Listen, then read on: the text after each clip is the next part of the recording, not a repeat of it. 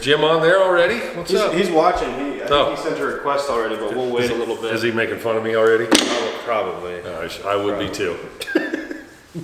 I would be too. Okay, what other questions we got before we bring the man on himself? So we're looking at... All right, first one. You ready? Okay, go. Man, this guy's asked a question almost every time. Dark Knight, I like Dark Knight. 013, has almost every time. So That's thank cool. you for Thank being you very so much. involved. Yeah. How do we race daily driver and NPK?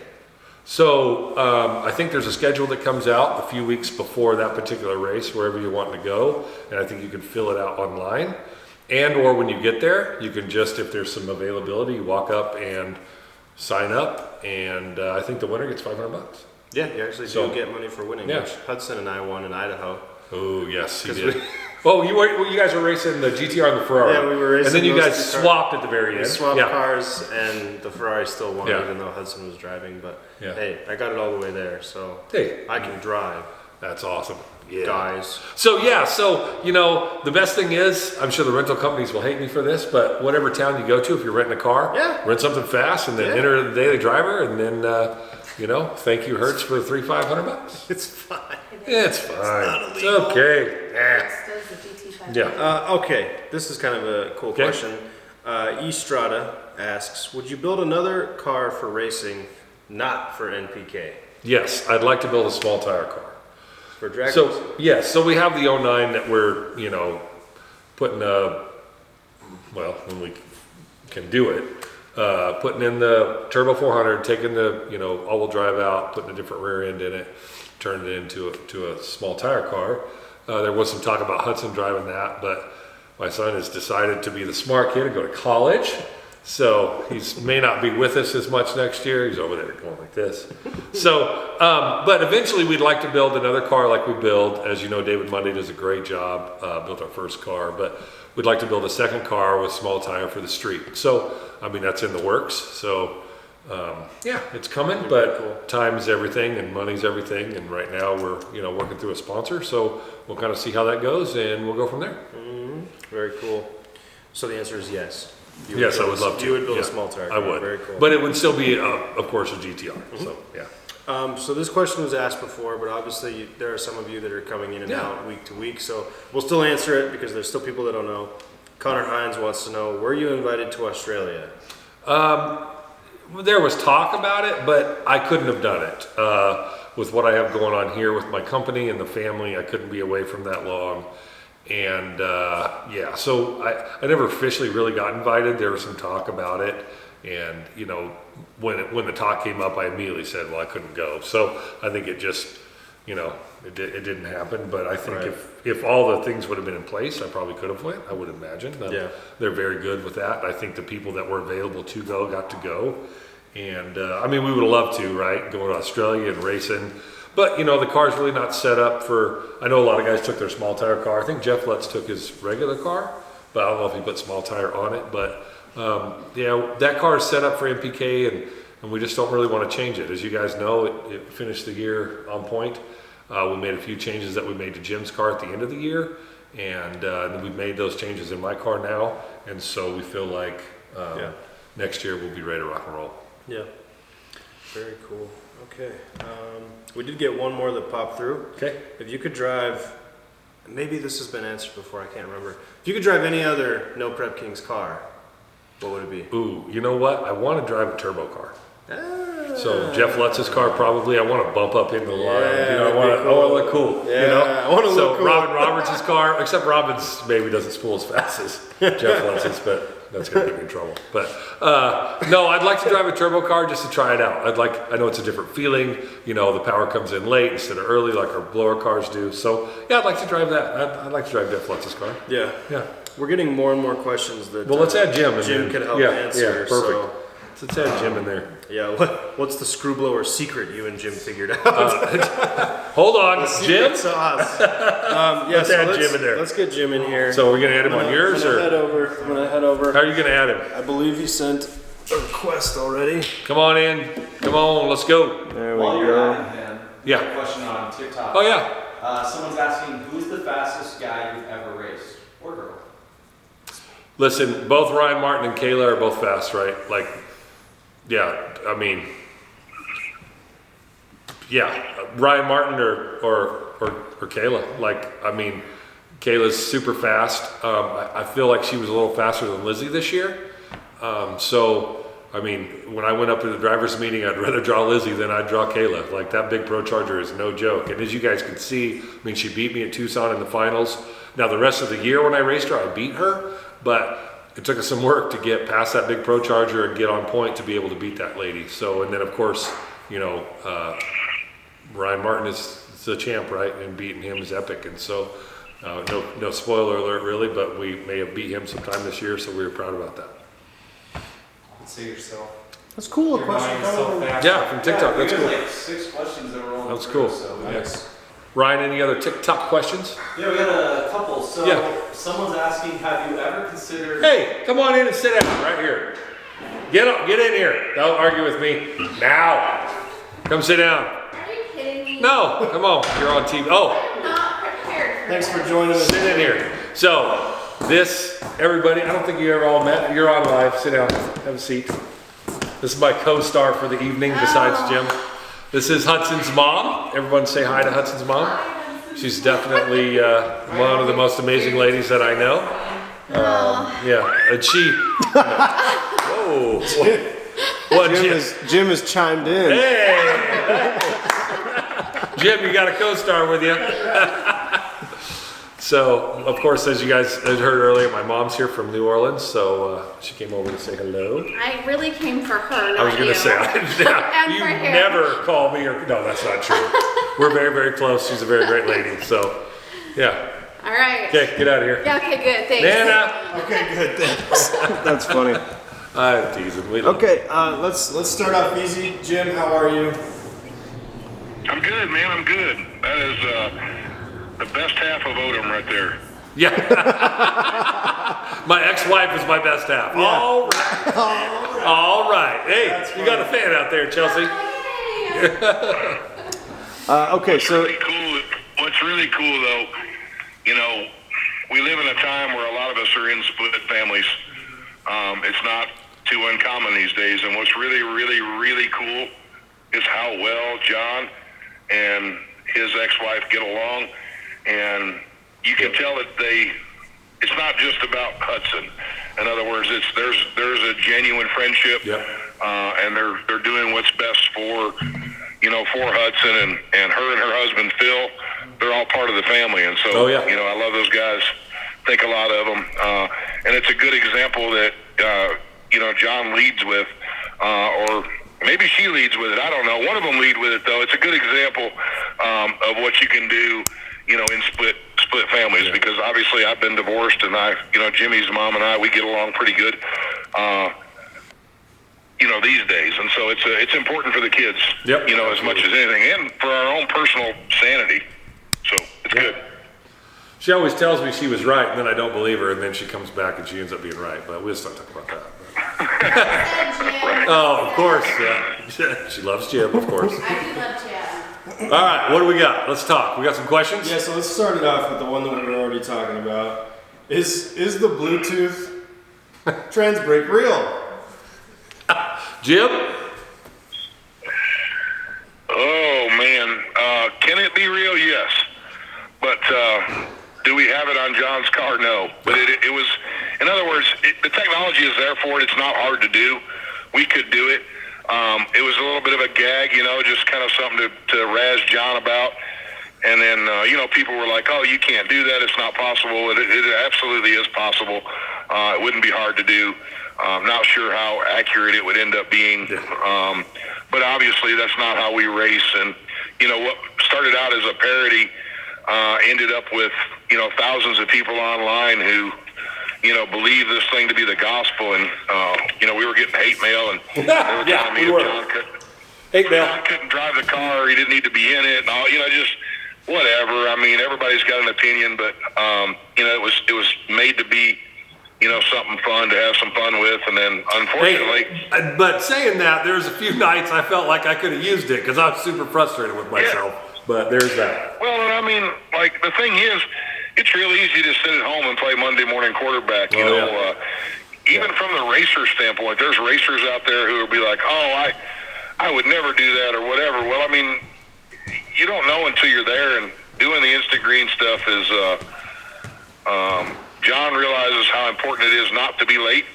And if you don't have a red light, then you weren't ever trying. But, you know, we just had to get John settled in, you know, and then it comes with experience. It comes with laps, and he's gotten a lot better at it.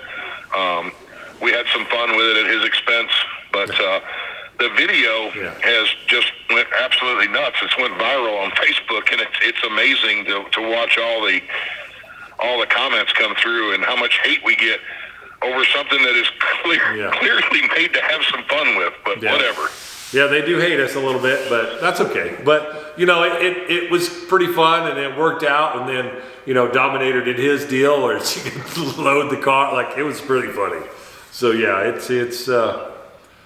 I did feel like I could have used it, though, for a few of those deals, but I think we got through that, hopefully, and at the end of the year, I did a lot better, and, you know, you just set me down, we talked through it and worked through some stuff, and like I said, it's my first year, right? And you said we were going to have some bumps and bruises along the way, and we did. And, you know, we had our trans brake issue, and then we had that issue. But I felt like the last few races, we got it turned around, and, you know, I did what I was supposed to do, and here we are today.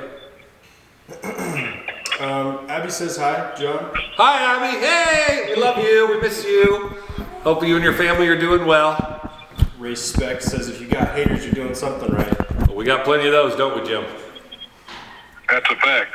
I learn more about myself every day. Yeah, the stuff you didn't even know about yourself. Yeah, I get online and learn all about myself. That's really exactly cool. right. Someone wants to know, how close was your race at Norwalk? Me and him? Yeah. Less than an inch? Yeah. Close. Less than an inch, Jim? That's how much Jim says. Yeah. I mean, I got the video at the finish line. I mean, we could post it. It's like you literally can't tell. I mean, both of the extenders look like they're over the line at the exact same second. Like, I don't know how close you think the time would have been on a slip like that, Jim. It was probably a 001 or 002 finish, like 1 thou to 2 thou finish. Yeah, it was that close. Yeah, and then, you know, remember Jim goes on to win that race, so we knew how fast the car was, right? And, you know, if I remember right, it was that close, and you started getting sideways at the end and had to save that car too. So, you know, I feel like your car was a hair faster, but it just ended up that close at the end. And, you know, we did start out that day feeling like one of us was going to win that, and we ended up doing it, so it was pretty cool.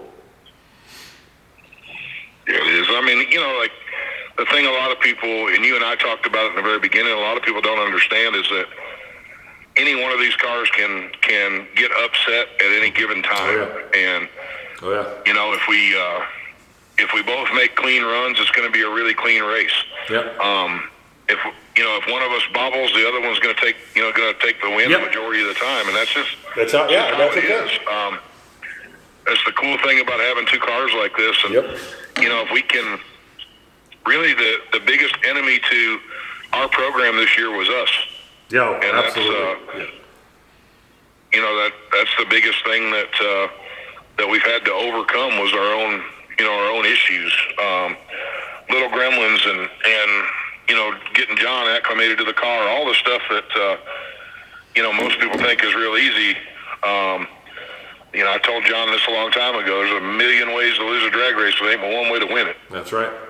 Well, and just like yours, you know, we made a few changes in your car to get it faster. We knew how to be fast, right? But we had to be the fastest, and we had to get faster as the year went on. And so you made those changes in your car, and it took you a few races. You know, we didn't want to go straight, wanted to go right. The power management, you got a little, you know what I'm trying to say? So it took you a few times to get there, and then by the end of the year, you got it figured out. And we've now made those changes to my car, so we feel like, you know, depending on how the rule set goes next year, we feel like we could start this year out with a bang. And, you know, our goal is to be in the grade 8 from jump and you know, work on getting points and trying to win this championship next year, really is what we want to do.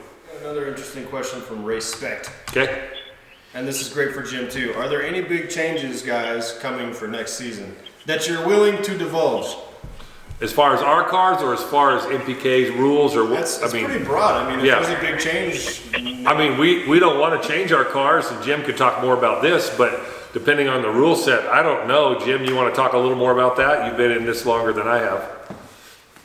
Well, I can tell well, we'll just say this. Yes, there's some really big changes coming. We just can't talk about them right now, but I promise you this. Our team is going to completely upset the apple cart at the first race of this year, and stay tuned for that.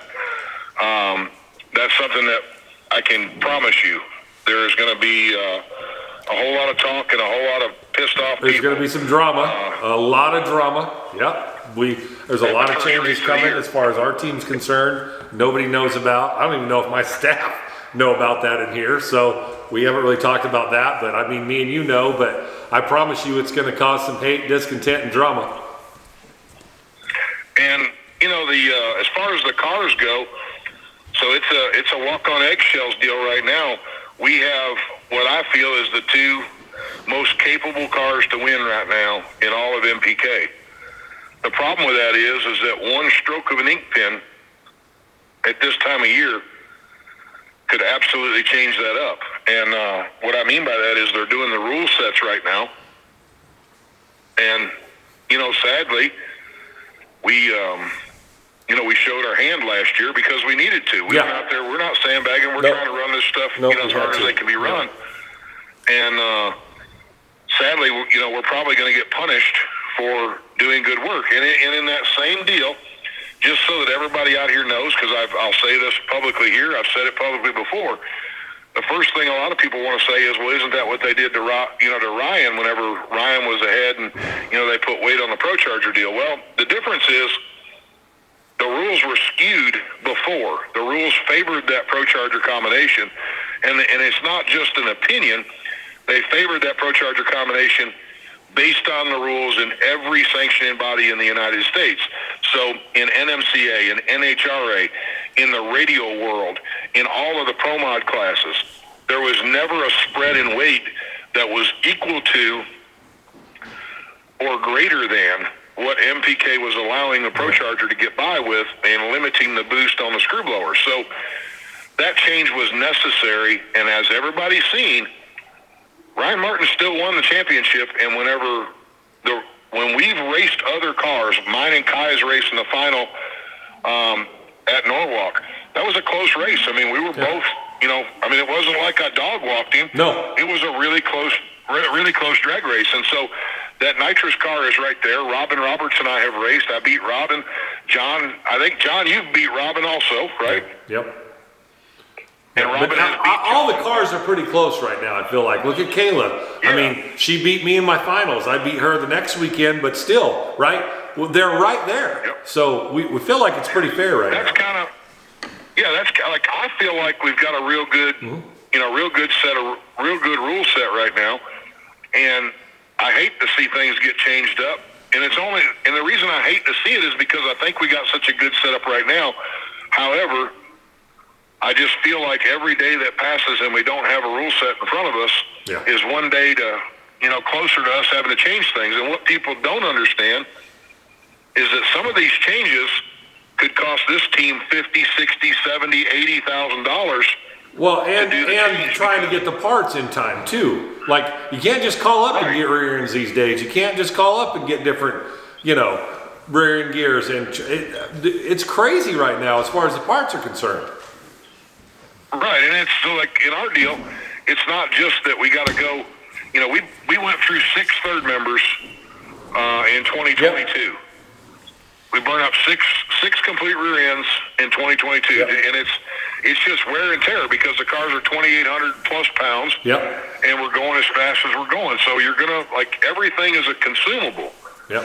So now we don't know what direction to go. Like, the smart thing would be, hey, we need to be freshening everything up right now. But the other side of that is, if we send out all the rear ends, I buy gears, we set everything up. We buy all of our tires. Like, I try to buy everything in advance so that we don't have the shortages. And that helped us, in 2022. There were people who didn't have parts where we did. So right now I'm sitting back kind of idle and just hoping that we get this stuff to us so that we can have the parts necessary to compete.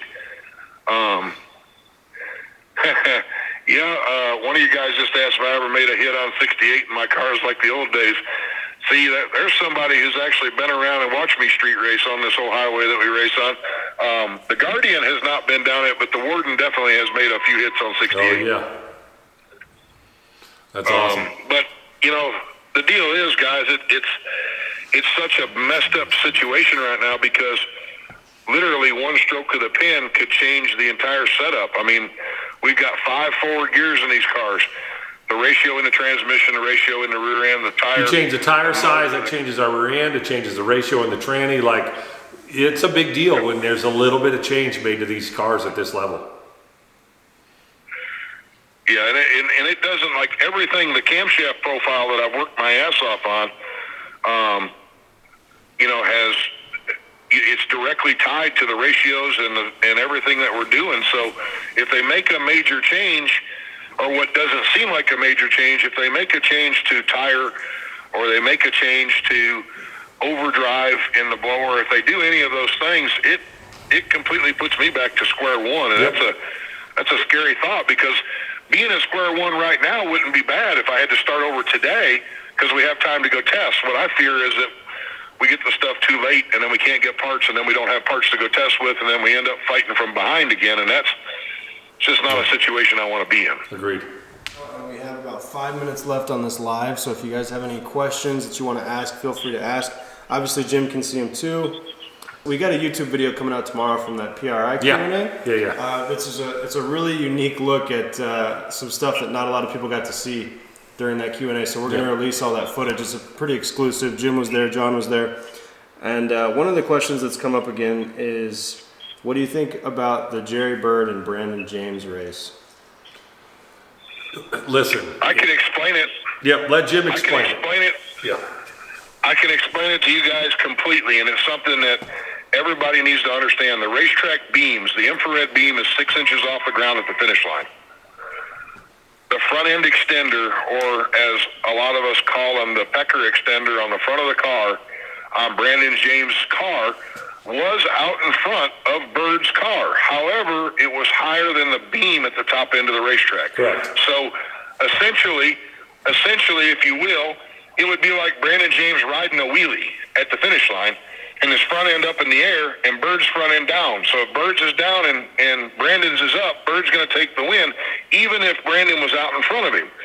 On the street, the win goes to the bumper that's in front of the other bumper.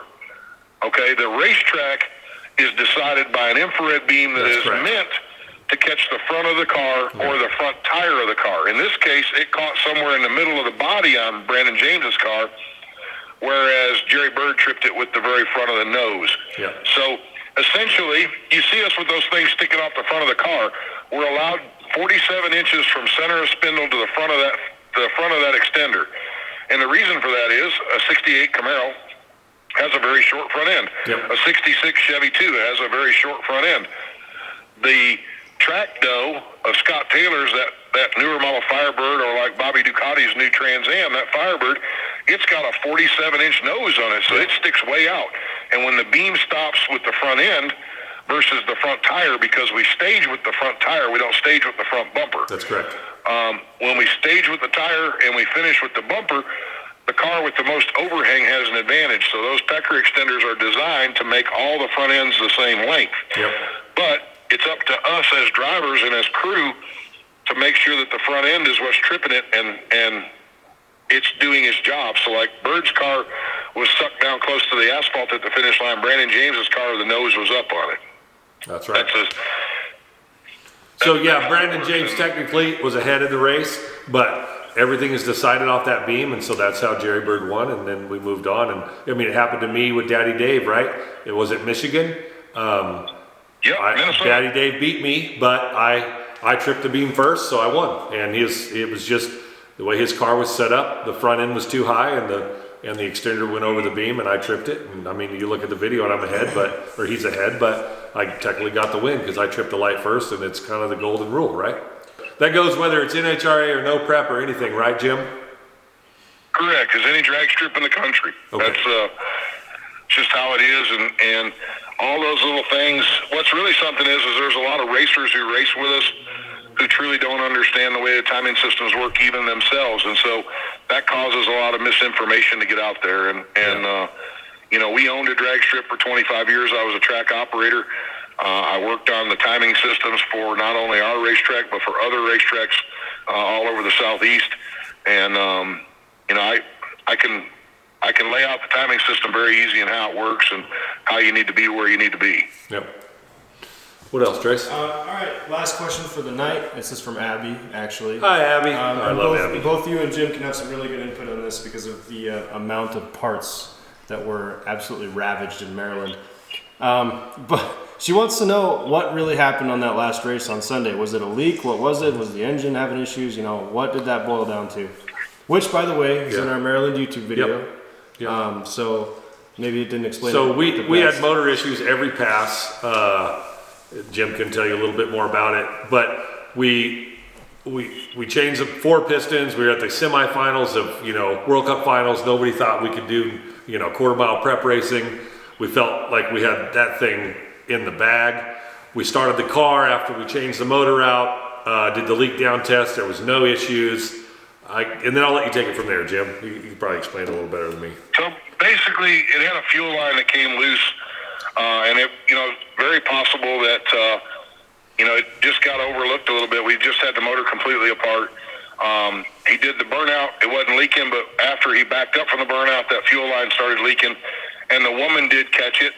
And fortunately, John's car did not make a full pass. Fortunately, he got in his own fuel, because had it went to the finish line, that thing would have looked like a Roman candle.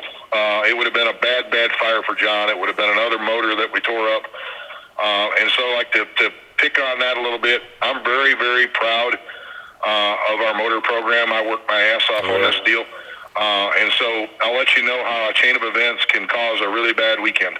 Yep. The A1 motor, we had a lifter fail as a result of a manufacturer error. We had a piece of shit lifter in the car, and that lifter failed. It wedged in the block. I could have fixed it in the car, but we had a spare motor in the trailer that I just done. It was a brand new piece.